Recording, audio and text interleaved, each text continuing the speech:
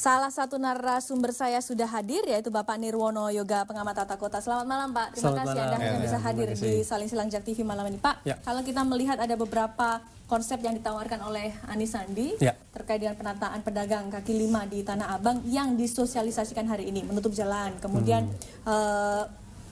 menutup akses untuk kendaraan kecuali shuttle bus, kemudian ada beberapa shuttle bus yang akan keliling dan lain sebagainya. Anda melihat apakah itu solusi yang terbaik?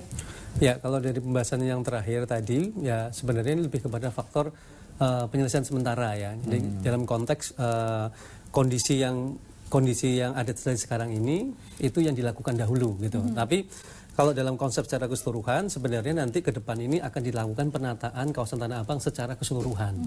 Nah, kemudian dilakukan bertahap. Ya. Ada beberapa tahap yang bisa kami sampaikan. Yang pertama tentu adalah mengembalikan fungsi trotoar untuk jalur pejalan kaki. Terus kemudian jalannya sendiri sebenarnya sementara, karena jalan itu harus dikembalikan fungsinya untuk kendaraan ya, jalan umumnya gitu ya, jalan umumnya. Karena di sini bisa bicara soal sirkulasi lalu lintas. Kemudian Tanah Abang sendiri kan akan menjadi semacam kayak kawasan terpadu yang sebenarnya diarahkan menjadi pusat perdagangan berskala internasional. Di sinilah nanti akan terjadi integrasi mulai dari stasiun kereta api Tanah Abang tadi dengan KRL, kemudian nanti ada MRT, kan kita dekat dengan Sudirman Tamrin kan MRT. Terus kemudian nanti ada rencana LRT, nanti akan ditarik ke arah Tanah Abang. Kemudian sekarang yang dicoba kan bis Transjakartanya baru shuttle base, baru muter. Nah, nanti kan itu bisa dijadikan semacam trayek khusus yang sehingga orang itu didorong ke Tanah Abang menggunakan angkutan umum sebenarnya. Berarti pedagang kaki lima yang ada di Jati Baru ini kan kalau tadi dikatakan adalah ini adalah solusi sementara atau jangka pendek, mereka nanti akan direlokasi ke? Ya, jadi untuk PKL ini sebenarnya ada 4 langkah yang sedang dilakukan ya sebenarnya. Satu, Dinas UMKM kemudian bersama juga dengan Asosiasi PKL itu mendata secara akurat berapa jumlah PKL yang ada sekarang gitu. Karena dari laporan di lapangan itu ada 4 jenis PKL sebenarnya. Satu adalah PKL yang ternyata punya kios di dalam.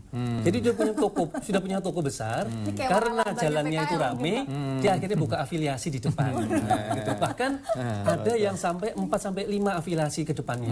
Nah, gitu. Ini satu ya. Ini, nah, kalau kayak gitu boleh tarik mundur. Harus mundur, harus tertib. Ini kalau ini pasti kena penertiban. Kedua, PKL yang kita temukan yang dulu sempat tinggal di Blok G karena sepi akhirnya berjualan kembali ke trotoar. Nah, ini tentu penanganannya berbeda. Ketiga adalah PKL yang dilakukan oleh masyarakat sekitar. Jadi masyarakat sekitar ada yang jual makanan, jual macam-macam yang kebetulan di jalur yang ramai. Keempat, PKL ini yang datang dari luar daerah. Nah, ini tentu penanganannya berbeda. Nah, dari data akurat yang nanti kita harapkan muncul, kan sebenarnya yang disediakan itu baru 400, gitu kan? 400 itu cukup atau masih kurang, Pak? Data hari ini ya, data per hari ini sudah tercatat tadi 350. Yang resmi ya, yang di luar yang tadi dalam tanda petik yang bukan afiliasi, terus kemudian yang sudah ada kios macam-macam, nah itu tercatat 350. Nah, ini kita harapkan tentu di lapangan hari ini dari jalan yang sudah disediakan tadi baru terpakai sekitar 25% ya. Jadi belum full. Bisa mengakomodasi sekitar 350. Target 400. Yang terdata 350, tetapi yang baru digunakan per hari ini saja sampai dengan tadi sore itu baru 25%. Yang tadi disampaikan Pak Budi mungkin nanti 400 jadi itu akan sampai Jumat atau Sabtu besok ya. Nah, itu diharapkan nanti akan datang. Tetapi kalau lihat dari kondisi di lapangan, ini sebenarnya kita ini lagi masa mau libur. Jadi evaluasi ya. Masih belum semuanya belum semua. Jadi evaluasi soal seperti PKL, tingkat keramaian, penumpang gitu, karena sudah mulai libur ternyata jumlahnya turun. Nah, diperkirakan baru efektif itu nanti minggu kedua setelah bulan Januari, setelah liburan selesai, baru kita akan lihat hasilnya sebenarnya berapa penumpang yang jalan, berapa PKL yang berjualan sebenarnya. Nah, gitu. Pak Yoga, gimana caranya kita ngelok atau ngunci ini jumlah PKL dari 400 ini kemudian nanti tidak disusupi oleh PKL baru. Jadi nanti tambah meluber lagi. Yang sudah disepakati, jadi begini, data yang akan jalan ini dari Dinas UMKM dan juga dari Asosiasi PKL, data ini harus dikunci. Artinya berapapun yang ada nanti, data itu akan disepakati. Kalau lebih dari 400, bahkan mungkin 500-600 gitu, apalagi kalau ada informasi bahwa ini gratis kan. Nah, ini tentu akan menarik orang untuk akan berdatangan ke sana. Nah, ini tentu harus disepakati data PKL yang akan ditutup atau dikunci berapa. Satu, setelah data akurat tadi akan ada 4 solusi yang ditawarkan. Satu, pertama kali adalah didistribusikan ke pasar jaya atau pasar rakyat yang ada di Jakarta. Kita mereka memiliki, harus sukarela pindah ke sana, ya, karena kita jangan numpuk di Tanah Abang. Betul, kita punya sekitar 78 pasar rakyat yang belum terdistribusi. Kemudian kedua, pusat perbelanjaan di Jakarta ini sebenarnya memiliki kewajiban 10% lahannya itu untuk PKL. Nah, ini belum ditagih sebenarnya. Kita punya sekitar 92 pusat perbelanjaan di Jakarta. Bayangkan kalau setiap pusat perbelanjaannya diminta lahannya 10% untuk PKL, bisa menampung berapa PKL yang bisa ditampungkan. Ketiga, yaitu gedung-gedung perkantoran. Gedung-gedung perkantoran ini terutama untuk PKL yang terlibat dalam kuliner terutama. Ya, jadi bisa ngisi di kantin dan sebagainya. Nah, keempat, kalau sampai datanya itu ternyata masih melebihi, belum tertampung semua, maka bisa dilakukan semacam seperti kayak festival PKL, kemudian Tanah Abang Festival. Tapi itu kan temporary, Pak, kan nggak permanen. Itu kan nggak permanen. Ya, itu penting bisa dibikin mamanya pada waktu Car Free Day, kan bisa seminggu, 2 minggu sekali gitu ya.